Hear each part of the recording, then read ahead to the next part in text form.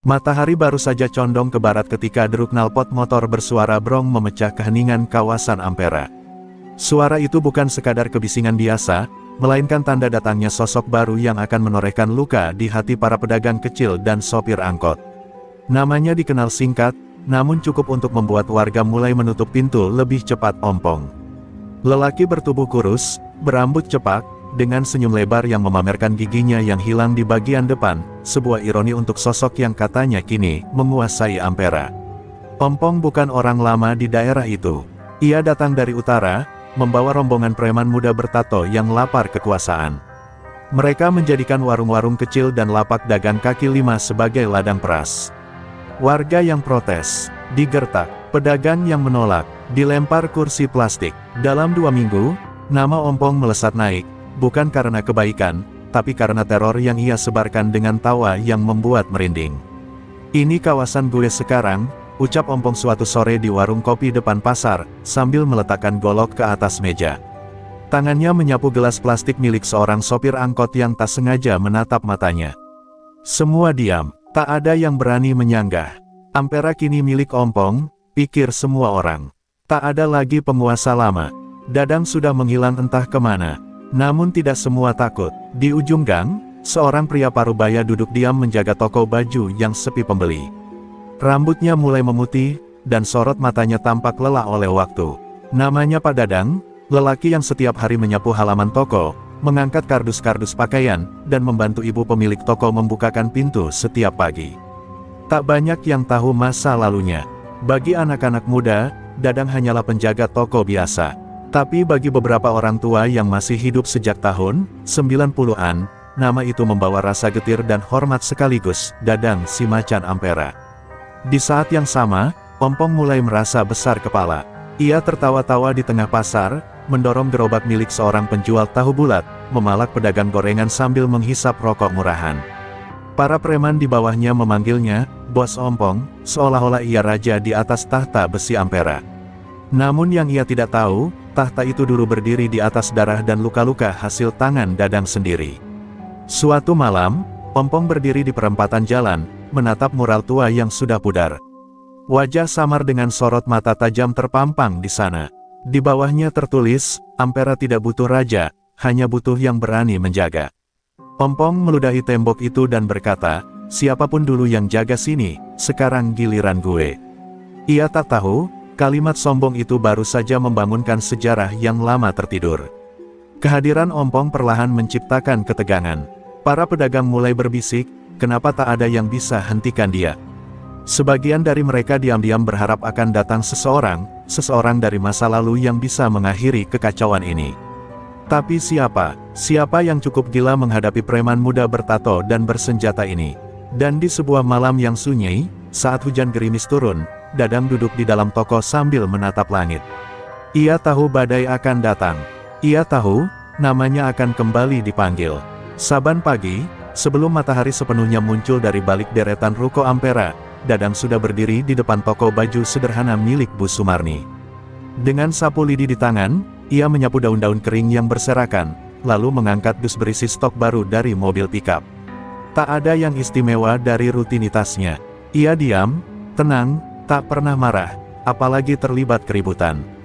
Tapi bagi Bu Sumarni, pria tua itu adalah anugerah, selalu sigap membantu tanpa pernah mengeluh, meski dibayar tak seberapa.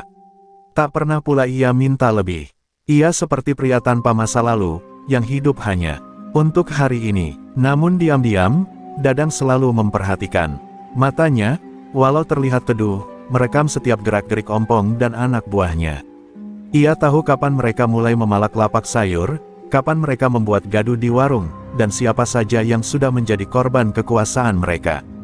Dadang tidak buta, ia melihat semua ketidakadilan itu, tapi ia memilih menahan diri. Ia pernah bersumpah, bertahun lalu, untuk tidak lagi mengangkat tangan atau melukai siapapun. Masa lalu kelamnya sudah ia kubur dalam-dalam. Tapi tampaknya, tanah kuburan itu mulai retak. Hari itu, saat Ompong lewat di depan toko, ia sempat melirik Dadang sekilas. Lu, penjaga toko. Jaga baik-baik dagangan ibu itu, ya. Jangan sampai hilang, bisa gua bantuin jagain, asal setor. Teriaknya sambil tertawa. Anak buahnya ikut menggema, memamerkan taring palsu di balik tubuh kurus mereka. Dadang tidak menjawab, ia hanya menatap Ompong beberapa detik, lalu kembali menyusun tumpukan kaos obral. Namun dalam batinnya, satu kalimat menggelegar, "Jangan pala tanah ini, nak. Ini tanah yang dulu gua jaga dengan darah." Sore itu, Dadang duduk di bangku kayu belakang toko, menggenggam secangkir kopi hitam. Suaranya pelan, berbicara hanya pada angin. "Gue udah berhenti, tapi kenapa harus di sini? Kenapa harus anak kayak dia?" Tangan kirinya sedikit gemetar. Ia bukan takut, tapi jiwanya masih berperang, antara sumpah damai dan naluri lamanya sebagai penguasa jalanan. Sebuah konflik yang hanya bisa dimengerti oleh mereka yang pernah hidup dalam dunia gelap. Di atas lemari kecil di ruang belakang toko, terdapat sebuah kotak besi tua. Kotak itu sudah lama tak dibuka. Warnanya mulai berkarat. Di dalamnya tersimpan sepotong sejarah, sabuk kulit dengan emblem, Ampera 98, pisau lipat warisan, dan secarik foto lama. Ia berdiri di tengah pasar dengan tubuh penuh luka tapi wajah penuh wibawa. Di belakang foto itu tertulis, "Ampera aman, karena darahku sudah cukup jadi pagar." Bu Sumarni masuk sambil membawa nasi bungkus. "Pak, makan dulu. Tadi Ompong lewat lagi ya?" Dadang mengangguk kecil. "Iya, Bu, tapi gak apa-apa. Selama mereka gak ganggu toko ini, biarin aja." Tapi dalam hati, ia tahu, hanya tinggal menunggu waktu sebelum toko ini juga jadi sasaran. Sebab Ompong bukan preman yang tahu batas. Malam hari, setelah toko tutup, Dadang berjalan sendirian menyusuri gang kecil yang dulu sering ia jaga. Ia menyentuh tembok-tembok tua yang penuh coretan yang sebagian besar ia ukir sendiri, sebagai simbol wilayah kekuasaannya dulu. Ia berdiri di bawah lampu jalan yang berkedip, lalu memejamkan mata. "Jangan paksa gue balik, nak. Tapi kalau kau sentuh yang salah, gue gak akan tinggal diam." Dan malam itu, di bawah langit yang sepi, angin Ampera kembali membawa nama Dadang.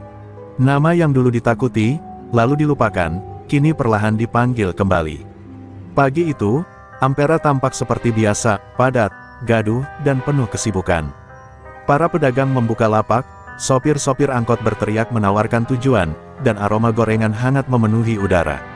Namun, ketenangan semu itu dirusak oleh kedatangan Ompong dan dua anak buahnya yang membawa kresek hitam besar, penuh kantong plastik. Tujuannya bukan untuk berbelanja, melainkan menarik setoran. Kini giliran toko baju tempat Dadang bekerja yang mereka incar. Dan bagi Ompong, ini bukan soal uang, ini soal menguji nyali siapa yang berani menolak. Dengan langkah congkak, Ompong masuk ke toko sambil menggigit tusuk sate yang belum habis.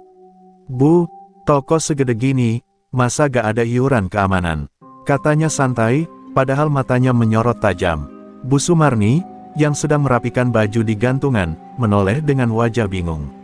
"Iuran apa, Mas?" tanyanya pelan. Ompong tertawa keras. "Iuran buat gua sekarang yang jaga Ampera. Sekali seminggu setor, 200.000, cukup murah, kan?" Sebelum Bu Sumarni menjawab, Dadang sudah berdiri di dekat meja kasir. Tubuhnya tegak, namun wajahnya tetap tenang. "Maaf, Mas, toko ini gak butuh penjaga lain. Aman-aman saja selama ini." Ucapan itu seperti petir bagi Ompong. Ia mendekat, memandang Dadang dari atas ke bawah, lalu cengar-cengir. "Wih, si bapak ikut campur. Lu siapa? Satpam toko? Gak usah gaya, udah tua juga. Ini urusan bos besar." Dadang menatap balik tanpa berkedip. "Saya cuma penjaga toko, tapi saya tahu bedanya keamanan dan pemerasan." Hening sesaat, suasana di dalam toko menegang. Anak buah Ompong mulai merapat, tangannya masuk ke balik jaket. Namun Ompong malah tertawa pelan, lalu menepuk-nepuk bahu Dadang.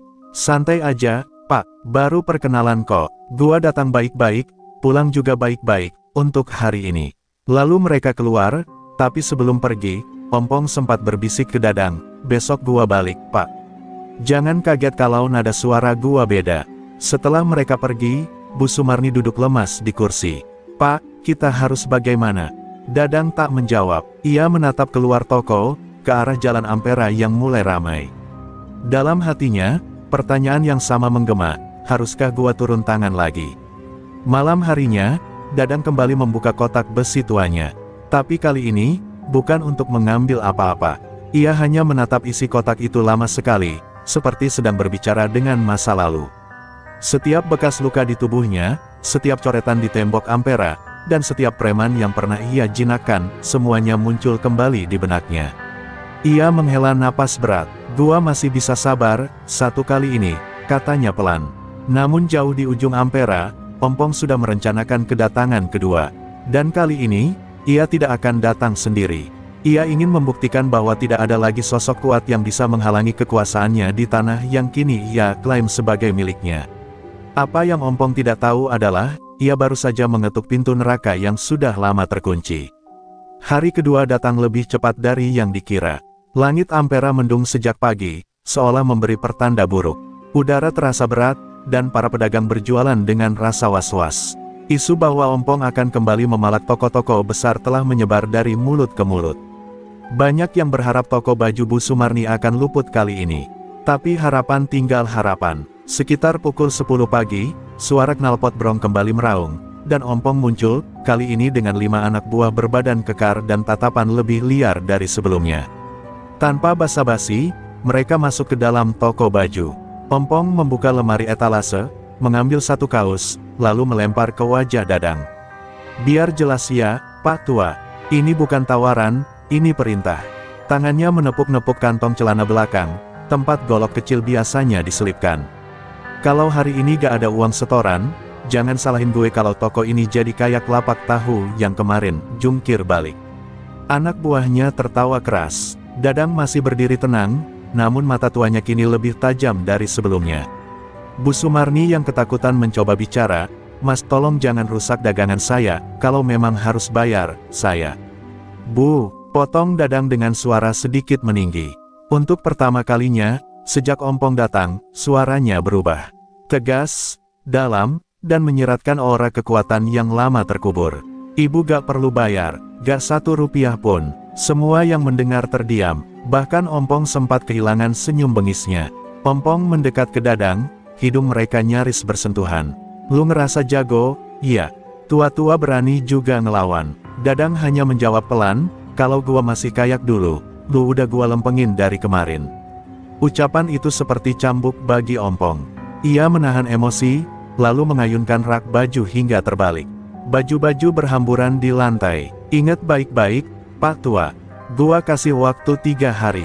Kalau sampai gua balik lagi dan gak ada perubahan, toko ini gua ratain," katanya sebelum berlalu. Setelah mereka pergi, toko tampak porak-poranda. Bu Sumarni menangis sambil memunguti baju yang berserakan. Beberapa tetangga datang membantu, tapi semuanya hanya bisa berkata, "Sabar ya, Bu." Hanya satu orang yang tidak ikut merapikan, tidak ikut menenangkan. Dadang, dia berdiri di sudut toko, diam, wajahnya menatap kosong ke arah pintu keluar. Dalam diamnya, ada badai yang mulai berputar. Malamnya, di kamar sempitnya yang hanya diterangi lampu redup, Dadang kembali menatap isi kotak besi tua itu. Kali ini, tangannya menyentuh sabuk kulit hitam yang dulu selalu ia pakai saat memimpin puluhan anak jalanan. Perlahan, ia genggam sabuk itu erat. Nafasnya berat, matanya memerah.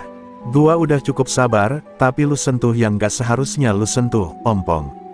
Di luar, hujan deras turun membasahi Ampera. Kilat sesekali menyambar langit malam. Tapi hujan tak mampu mendinginkan hati yang telah membara. Dadang tahu, jika Ompong datang untuk ketiga kalinya, maka tak ada lagi kata damai. 3 hari telah berlalu, suasana Ampera tak lagi sama. Para pedagang berdagang dengan ketakutan, banyak yang memilih tutup lebih awal. Di benak mereka, hanya satu pertanyaan menggantung, apakah Ompong akan kembali? Dan jika ya, apakah toko baju itu akan jadi korban berikutnya? Isu menyebar liar bahwa Ompong akan membawa lebih banyak anak buah kali ini. Beberapa bahkan menyarankan Bu Sumarni menutup toko untuk sementara. Tapi Dadang menolak mentah-mentah. "Kalau kita tutup, itu artinya kita kalah," ujarnya datar. Sekitar pukul 1 siang, suara berandalan kembali menggelegar di jalanan. Motor-motor preman berhenti tepat di depan toko. Ompong turun paling dulu. Kali ini wajahnya tak main-main. Ia tak datang untuk menagih.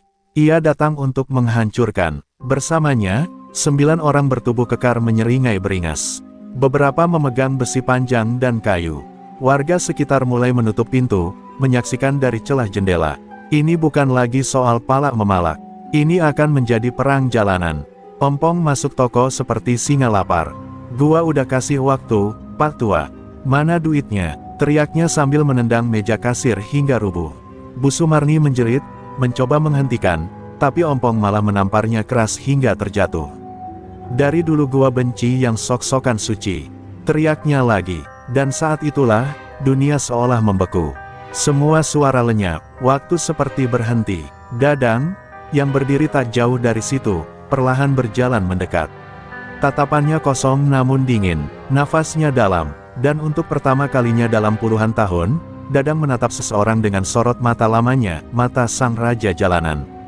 Ia menunduk, membantu Bu Sumarni bangun, lalu berbalik menatap Ompong. Gua udah bilang, jangan sentuh yang gak perlu lu sentuh, ucapnya pelan, tapi terasa seperti dentuman keras di telinga Ompong. Lu mau apa? Hah? Lu pikir lu siapa? Bentak Ompong, melangkah maju, siap memukul. Tapi sebelum tangannya sempat bergerak, Dadang bergerak lebih cepat. Dalam sekejap, Ompong terdorong ke belakang, menabrak rak baju. Para anak buahnya terkejut, tak menyangka pria tua itu bisa bergerak secepat itu. Gua emang udah tua, Ompong. Tapi gua ini tanah tempat lu berdiri. Lu belum seujung kuku gua di masa lalu. Seru Dadang, suaranya menggelegar. Anak buah Ompong maju, tapi Dadang mengambil tiang gantungan baju, memutarnya cepat, lalu menghantam dua dari mereka hingga terkapar. Warga mulai berdatangan dari kejauhan, teriak histeris, sebagian merekam dengan ponsel. Bukan hanya karena perkelahian brutal tengah terjadi di siang bolong, tapi karena mereka menyaksikan kembalinya legenda. Sosok yang selama ini dianggap telah tiada, ternyata masih berdiri kokoh. Dalam kekacauan itu, Ompong sempat mencoba kabur. Tapi Dadang mengejarnya hingga keluar toko, mendorong tubuhnya ke tiang listrik, menatapnya lurus-lurus. Lu udah kelewat batas. Lu pikir gua diem karena takut. Gua diem karena gua udah tobat. Tapi sekarang, lu sendiri yang maksa gua buat bangkit. Dengan satu pukulan keras ke perut, Ompong jatuh tersungkur. Terbatuk, gemetar, tak berani melihat wajah Dadang lagi. Dan hari itu tercatat dalam sejarah Ampera. Di tengah hujan gerimis yang turun perlahan, seorang legenda tua membuktikan bahwa singa tua tidak kehilangan taringnya, ia hanya menunggu alasan yang tepat untuk kembali mengaum. Ampera mendadak sepi. Setelah kejadian di toko baju, para pedagang tak lagi melihat Dadang sebagai penjaga toko biasa. Bisik-bisik di lorong pasar, di angkringan, di belakang warung kopi, mulai menyebut namanya lagi dengan nada setengah takut, setengah kagum. Dadang balik, kalimat itu seperti mantra yang menyebar cepat. Mereka yang pernah hidup di era kelam Ampera tahu persis siapa sosok itu. Bukan sekadar preman, tapi raja jalanan yang ditakuti, dihormati, dan dulu hanya bisa ditandingi oleh kematian. Ompong, sejak tubuhnya diseret keluar toko dan dibanting seperti karung beras di depan warga, ia lenyap. Kabarnya luka dalamnya membuatnya terpaksa dirawat diam-diam. Anak buahnya, tak satu pun berani muncul ke pasar. Mereka bagaikan semut yang lari tunggang langgang saat singa bangkit dari tidurnya. Namun bagi Dadang, semua itu belum cukup. Luka Bu Sumarni, ketakutan para pedagang, dan penghinaan terhadap ketenangannya selama ini, semuanya telah merobek sumpah damainya. Malam itu, Dadang kembali membuka kotak besi warisannya. Tapi kini, ia tidak hanya menatap. Ia mengangkat sabuk kulit hitam, memakainya perlahan. Jemarinya menyentuh bekas sobekan kecil di sabuk itu, jejak dari masa lalu, dari pertempuran besar di tahun 2001 melawan preman lintas kota. Lalu ia meraih pisau lipat pendeknya, menatap pantulan matanya di bilah yang mulai berkarat. Lu pikir gua udah mati? Iya. Gumamnya lirih, seperti bicara pada bayangan Ompong yang hidup dalam benaknya. Besok paginya, Dadang berjalan menyusuri lorong-lorong pasar yang dulu ia lindungi. Setiap langkahnya membuat waktu seperti mundur ke belakang. Beberapa preman kecil yang masih coba-coba mengganggu pedagang langsung kabur saat melihat sosok itu. Ia tidak berkata apa-apa, tapi kehadirannya saja sudah cukup membuat Ampera bergetar. Seorang bocah kecil, penjual tisu, mendekatinya dan berkata polos, "Bapak beneran penjaga pasar ya?" Dadang tersenyum tipis. Dulu iya, sekarang kayaknya balik lagi. Tapi bagi Dadang, ini bukan hanya tentang Ompong. Ini tentang menjaga sesuatu yang telah ia bangun dengan darah dan air mata. Dulu, Ampera adalah wilayah perang antar geng. Ia yang menyatukannya, ia yang menciptakan sistem, memotong rantai kekacauan, dan membuat hukum jalanan sendiri, jangan ganggu orang kecil. Ketika ia menghilang dan tobat, ia berharap warisan itu tetap hidup. Tapi ternyata, warisan itu diinjak-injak oleh bocah gigi ompong. Di sebuah sudut warung kopi, para mantan anak buah Dadang yang dulu sudah pensiun kini mulai berkumpul lagi. Rojak, tokoh tua yang dulu jadi tangan kanan Dadang, menatap layar ponselnya dengan video viral insiden toko baju. Ia terdiam lama, lalu berkata, kalau Bang Dadang udah turun tangan, artinya waktunya kita bersihkan Ampera. Dan malam itu, di langit Ampera yang gelap dan penuh bintang, kabar tentang kebangkitan Raja Lama telah menjadi bara yang tak mungkin padam. Dadang bukan hanya bangkit, ia akan menyapu bersih siapapun yang merusak kedamaian yang telah ia pertahankan dengan harga sangat mahal. Malam mulai larut, angin yang meniup lorong-lorong sempit Ampera terasa lebih dingin dari biasanya. Namun di tengah sunyi itu, langkah kaki Dadang terdengar mantap. Ia berjalan sendirian, mengenakan jaket hitam tuanya yang sudah memudar, sabuk kulit warisan tergantung di pinggang, dan mata elangnya memindai setiap sudut gang yang dulu pernah ia kuasai. Hari ini, ia tak datang sebagai penjaga toko, tapi sebagai Dadang yang dulu pernah ditakuti seluruh preman lintas kota. Langkah pertamanya bukan menuju Ompong, tapi ke jantung kotor dari kekuasaan Ompong, anak-anak buahnya yang dulu ikut tertawa ketika Bu Sumarni ditampar. Dadang tahu betul, untuk menghancurkan kepala ular, ia harus lebih dulu meremukkan ekornya. Ia mulai dari yang paling kecil, Benny, preman muda yang sering berjaga di dekat lapak pisang goreng. Benny sedang duduk santai di warung kopi saat Dadang datang dan duduk di depannya, tanpa berkata sepatah kata pun. Pak, Benny langsung gugup. Dadang menatapnya tajam, lalu menjatuhkan sebuah kertas ke atas meja. Di atasnya tertulis, lu ikut palakin toko baju tempo hari. Malam ini, gua kasih dua pilihan, lu ngaku dan tobat, atau lu ikut Ompong ke rumah sakit. Benny pucat, tangannya gemetar, tapi sebelum sempat menjawab, Dadang sudah berdiri dan menarik kursi, menghantamkannya ke kepala Benny hingga terjungkal.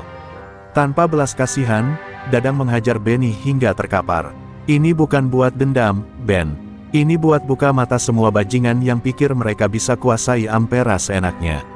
Kabar pengeroyokan satu arah itu menyebar cepat. Tak sampai sejam, preman-preman kecil mulai menghilang dari jalanan. Beberapa lari keluar kota, yang lain sembunyi di gudang-gudang tua. Tapi Dadang tidak berhenti. Malam itu, ia menyambangi dua preman lain, Yayan dan Tole, yang dulu dikenal suka memalak ibu-ibu penjual kerupuk. Di parkiran belakang pasar, Dadang menghadang mereka. Tak ada negosiasi, tak ada ampun. Ia bergerak cepat, brutal, mematahkan sendi-sendi mereka dengan tangan kosong seperti zaman dulu. Gue kasih pelajaran bukan karena gua dendam, kata Dadang saat mencekik Yayan dan mendorongnya ke dinding.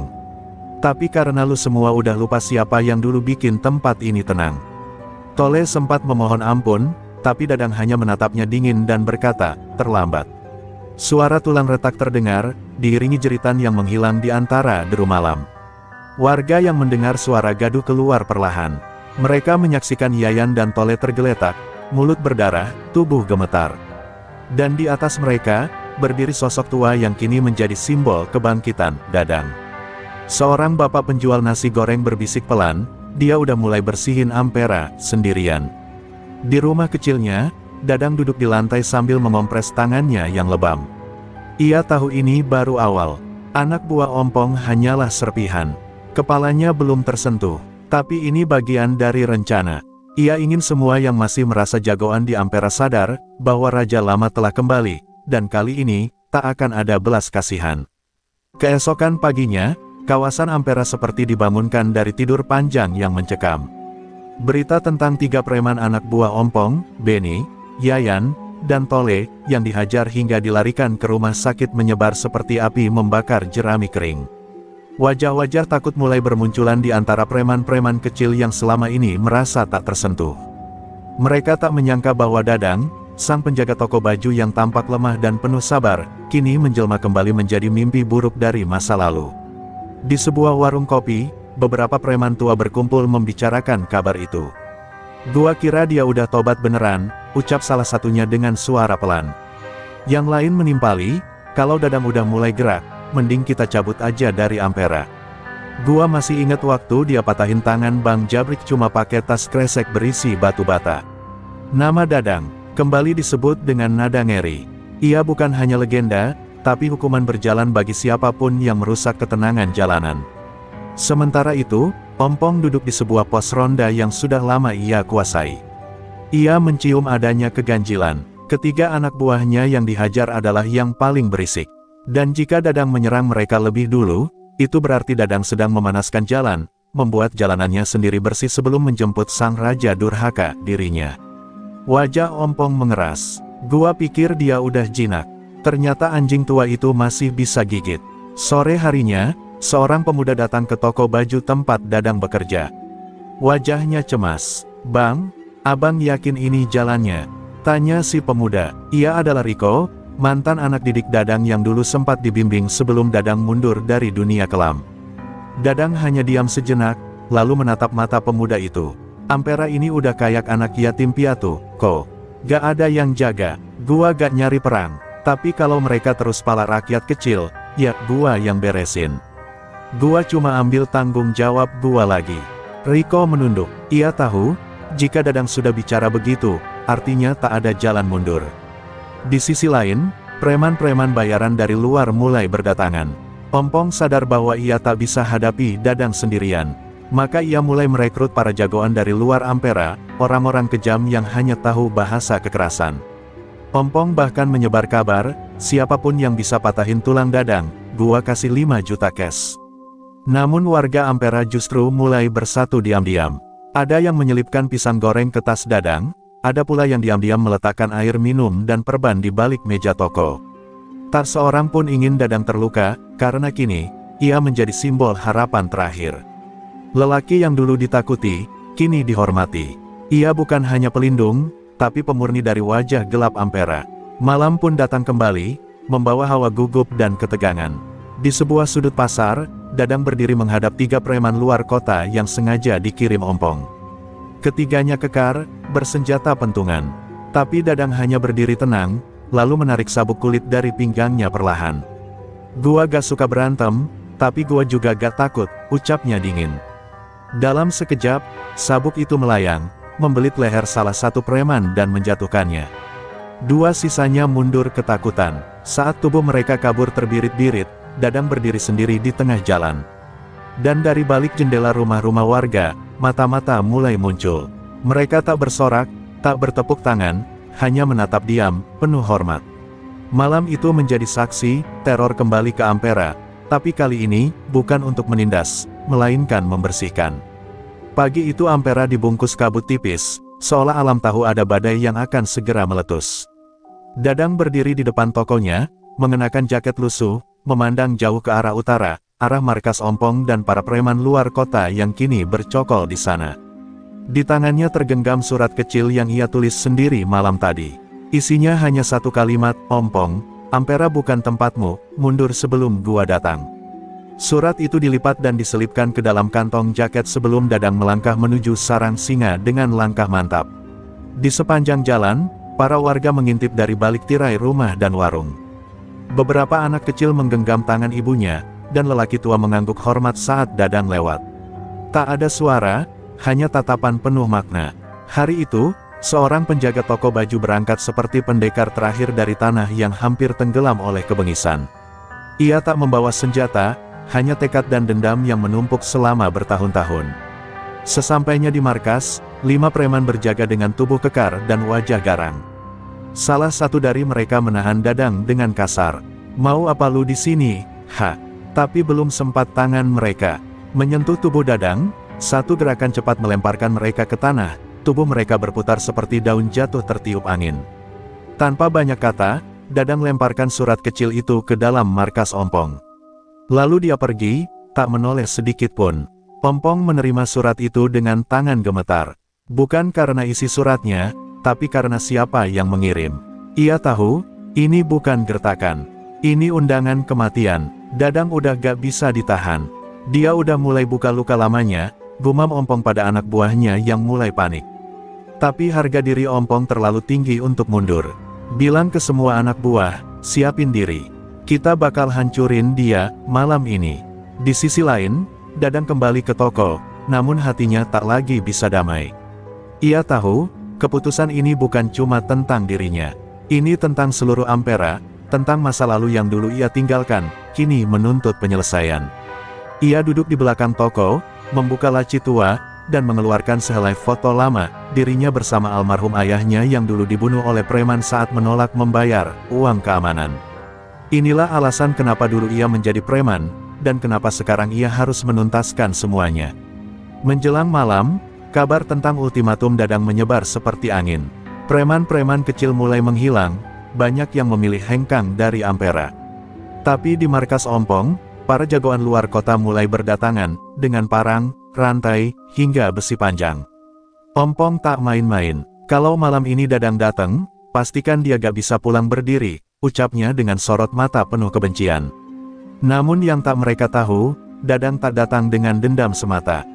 Ia datang dengan niat membebaskan Ampera, satu kali untuk selamanya.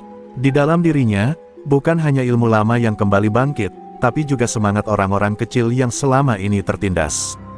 Dan malam itu, angin di Ampera berubah arah. Lebih dingin, lebih sunyi, tanda bahwa pertarungan besar sudah dekat. Langit malam Ampera kelam tanpa bintang.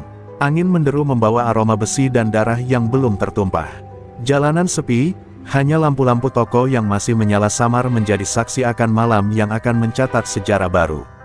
Di ujung jalan utama, Dadang berdiri diam mengenakan jaket kulit tua peninggalan ayahnya, sebuah simbol warisan luka dan kekuatan. Di bawah jaket itu, jantungnya berdebar bukan karena takut, tapi karena tekad yang tak bisa dibendung lagi. Sudah cukup, bisiknya lirih. Sudah cukup kalian merusak tanah ini. Di seberang lapangan terbuka dekat pasar lama, Ompong berdiri dikelilingi lebih dari 20 preman bayaran. Wajahnya menyeringai sinis, namun sorot matanya menyimpan kekhawatiran. Ia mengenal Dadang bukan dari cerita, tapi dari luka lama. Dulu, satu-satunya preman yang pernah membuatnya kabur dan bersembunyi berbulan-bulan adalah Dadang. Kini lelaki itu kembali, dan lebih tenang dari yang pernah ia bayangkan, dan itu membuatnya takut.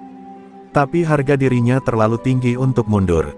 Habisi dia, teriaknya. Preman-preman itu berhamburan menyerbu Dadang, membawa besi, rantai, dan pisau lipat. Tapi mereka tidak tahu bahwa yang mereka hadapi bukan sekadar mantan preman. Dadang adalah badai yang pernah menguasai Ampera selama 10 tahun. Dengan gerakan cepat dan akurat, satu persatu mereka tumbang. Tulang retak, darah mengucur, dan suara rintihan memecah malam. Setiap langkah Dadang membawa penderitaan bagi lawan-lawan yang bahkan belum sempat melihat datangnya serangan. Dadang tidak menyerang membabi buta. Gerakannya presisi, efisien, seperti mesin perang. Satu tendangan menghantam dada preman besar hingga terlempar ke gerobak gorengan. Satu pukulan siku merobek pelipis musuh yang menyelinap dari belakang. Dalam waktu 5 menit, lebih dari separuh pasukan Ompong sudah terkapar tak berdaya. Warga yang mengintip dari jauh menahan napas. Malam itu, mereka melihat keadilan berjalan dengan 2 kaki dan tangan berlumuran luka. Ompong akhirnya turun tangan sendiri. Dengan parang besar di tangan dan teriakan membabi buta, ia menyerang Dadang tanpa henti. Parangnya mengayun deras, namun Dadang seperti bayangan yang sulit disentuh. 1-2 tebasan meleset, dan pada tebasan keempat, Dadang menangkap tangan Ompong, memelintirnya, lalu menjatuhkan tubuh sang preman dengan teknik kuncian mematikan.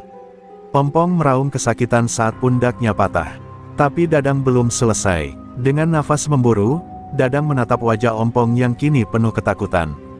Dulu kau pala ibu-ibu jualan sayur, kau tendang kaki anak kecil cuma karena tak mau bayar. Sekarang, kau pala gua 3 kali, lu pikir gua bisa terus diam? Wajah Dadang kini berubah menjadi penuh emosi. Satu pukulan mendarat di wajah Ompong, membuat gigi palsunya terlempar. Preman yang dulu ditakuti itu kini menggigil, tak berani menatap mata Dadang. Tapi Dadang tidak membunuh. Ia berdiri, menatap langit sebentar, lalu berjalan menjauh. Gua udah cukup berdarah di masa lalu. Hari ini gua cuma mau kalian keluar dari tanah gua, ucapnya sebelum menghilang dalam gelap. Warga yang melihat dari kejauhan keluar satu persatu. Mereka mendekati tubuh Ompong yang kini tak lebih dari bayangan masa lalu yang hancur. Malam itu Ampera berubah. Bukan karena darah, tapi karena keberanian satu orang yang bangkit. Dan di toko baju itu keesokan harinya, Dadang kembali membuka pintu seperti biasa. Tak ada yang berubah dari luar, tapi semua orang tahu, Dadang bukan hanya penjaga toko.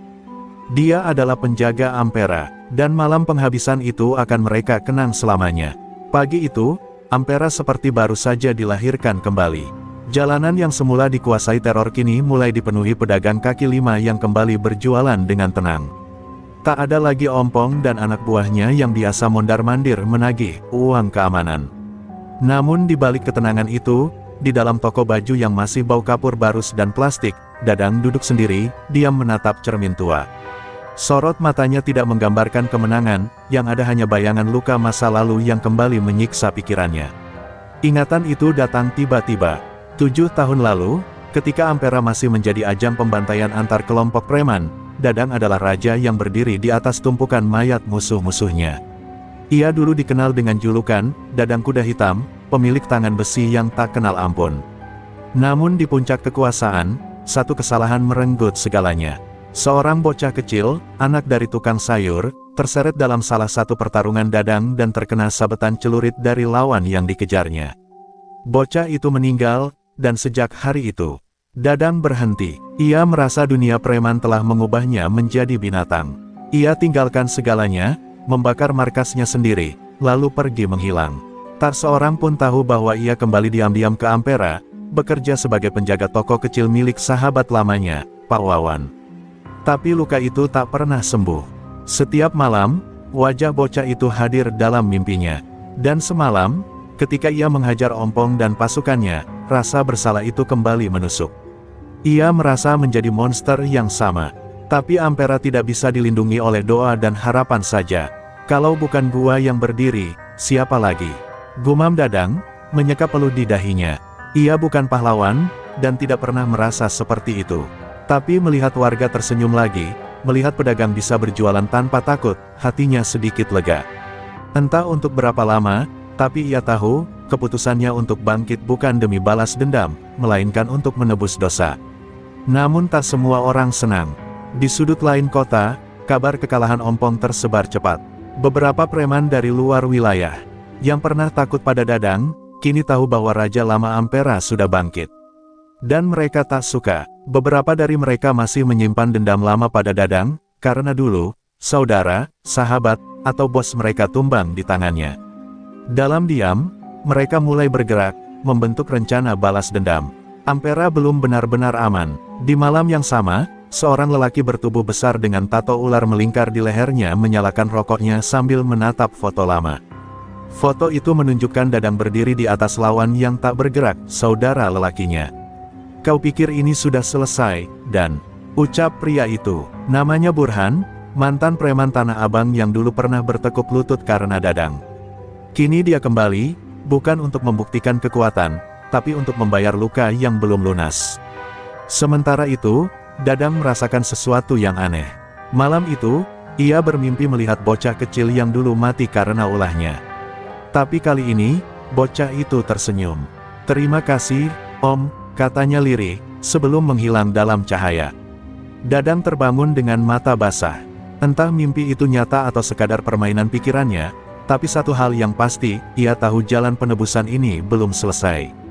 Dan saat matahari esok menyinari Ampera, badai yang lebih besar sedang bersiap menghantam. Tapi kini, Dadang sudah tidak sendiri. Hati rakyat kecil mulai percaya padanya, dan untuk pertama kalinya, Ampera memiliki sosok yang layak dijaga dan diperjuangkan. Malam turun perlahan di langit Ampera.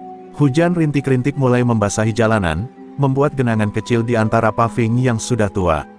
Di sebuah rumah petak sempit di kawasan belakang pasar, seorang pria kekar dengan wajah penuh bekas luka duduk membisu, hanya ditemani sebotol arak murah dan sebatang rokok yang hampir habis. Ia adalah Burhan, mantan algojo Tanah Abang, dan juga bayangan kelam masa lalu Dadang.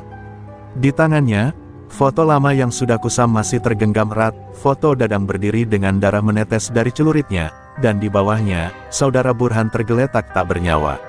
Burhan tidak menangis. Ia sudah terlalu lama hidup dalam dendam untuk tahu rasanya air mata. Tapi hatinya menyimpan bara yang tak pernah padam. 7 tahun gua tahan diri, gua minggir, gua diem, bisiknya pelan, tapi sekarang lu berani muncul lagi, dan di tanah ini, di tempat di mana lu harusnya disumpahin semua orang. Dentuman botol ke lantai membuat kamar kecil itu bergema. Burhan tahu, kini saatnya membayar lunas semua luka. Keesokan harinya, kabar tentang kepulangan Burhan tersebar di antara para preman pinggiran yang masih tersisa. Mereka yang dulu tunduk pada Dadang mulai merasa bimbang. Beberapa mulai berbisik di warung kopi, mengatakan bahwa Burhan adalah satu-satunya orang yang pernah berhasil membuat Dadang terluka parah. Kalau Burhan dan anak buahnya turun, bisa-bisa Ampera berdarah lagi, ucap salah satu preman tua, tangannya gemetar saat menyulut rokok. Sementara itu, Dadang mulai merasakan perubahan udara. Di toko baju milik Pak Wawan, suasana terasa lebih tegang. Beberapa pelanggan setia mulai jarang datang. Beberapa pemuda terlihat mondar-mandir dengan tatapan mencurigakan. Kayaknya ada yang ngawasin gua, kata Dadang pelan pada Pak Wawan. Pria tua itu hanya mengangguk. Burhan balik. Gua dengar dari langganan yang orang pasar, jawabnya dengan nada berat. Dan saat itu juga, dada Dadang seperti ditusuk sesuatu. Burhan, nama itu tak pernah ia lupakan. Ingatan Dadang melayang ke malam berdarah di gudang tua dekat rel kereta, tempat pertarungan mereka terjadi. Burhan saat itu datang bersama 20 orang, ingin membalaskan dendam saudaranya. Dadang yang sendirian tetap berdiri. Walau berhasil lolos, ia harus kehilangan pendengarannya di telinga kanan akibat hantaman besi oleh Burhan.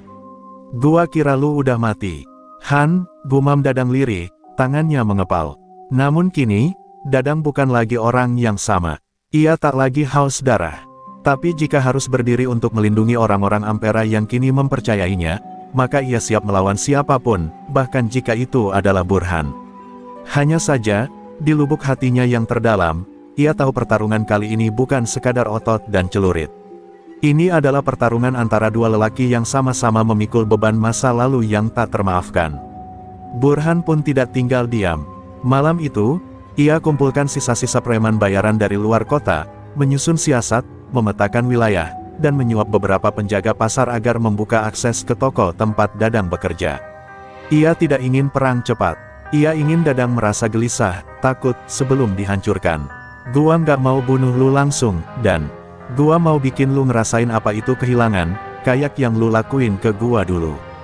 Dan malam pun kembali turun di langit Ampera. Tapi kali ini, bintang-bintang seperti enggan menyinari.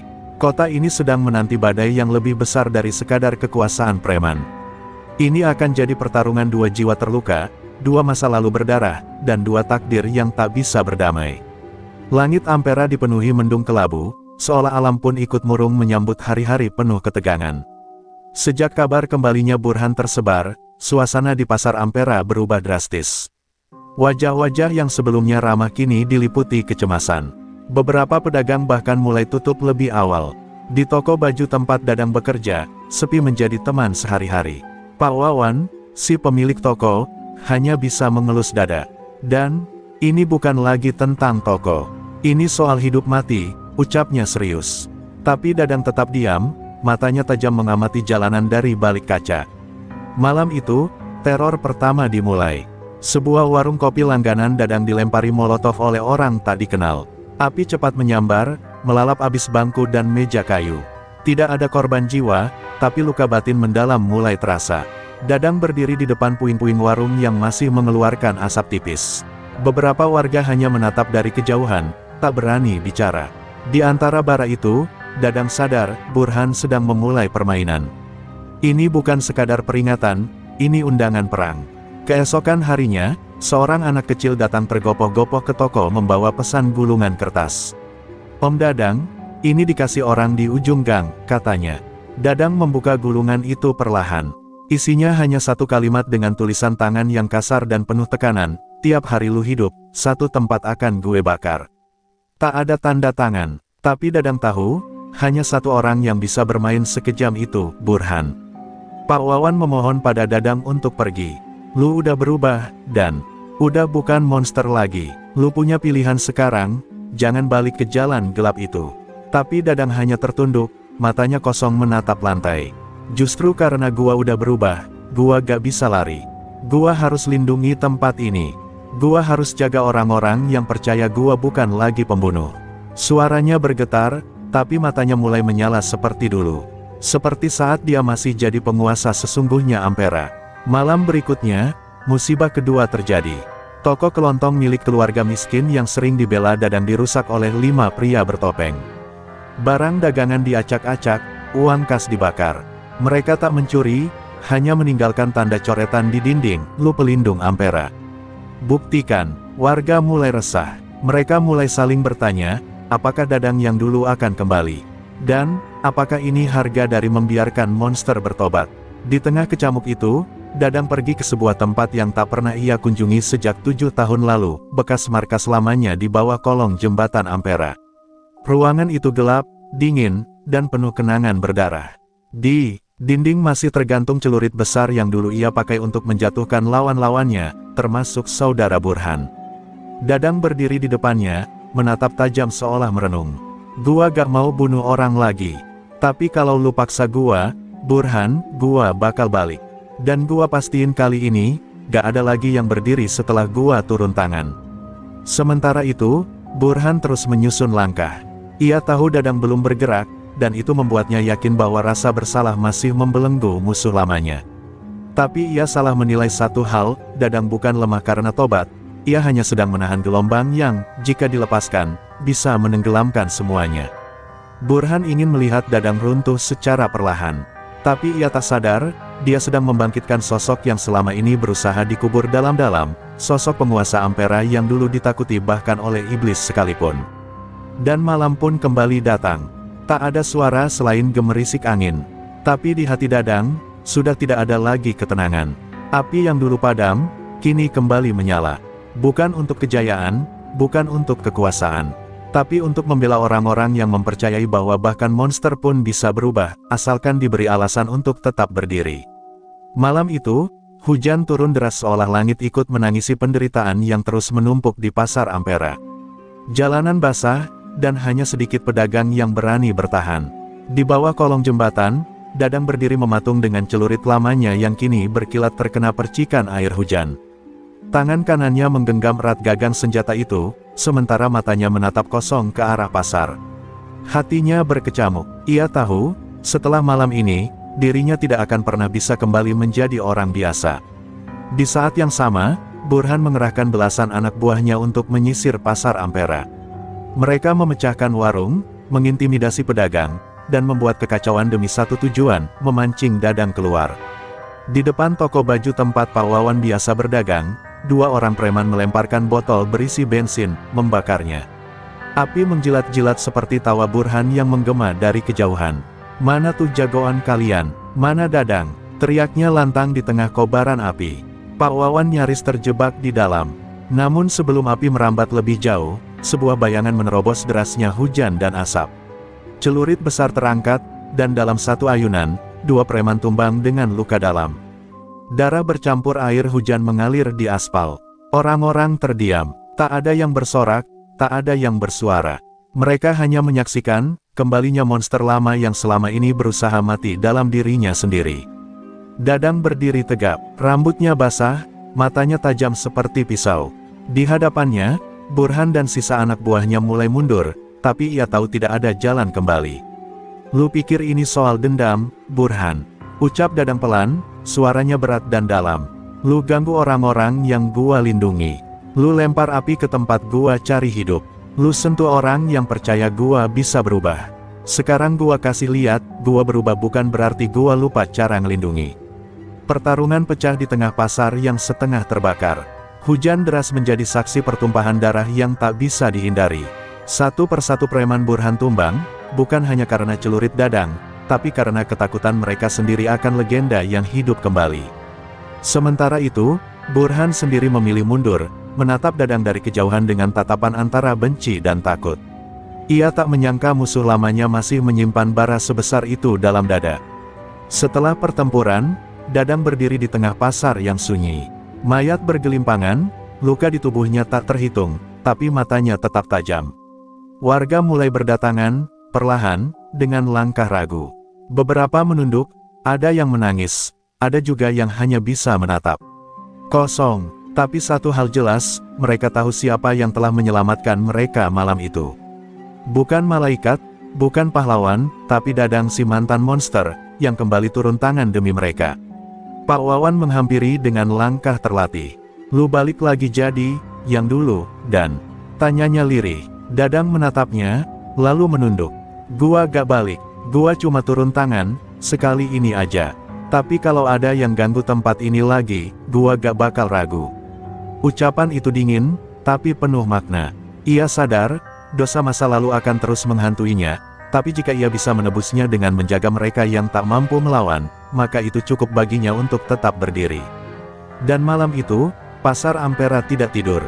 Bukan karena takut, tapi karena telah melihat bayang-bayang masa lalu muncul kembali, bukan untuk menguasai, tapi untuk melindungi.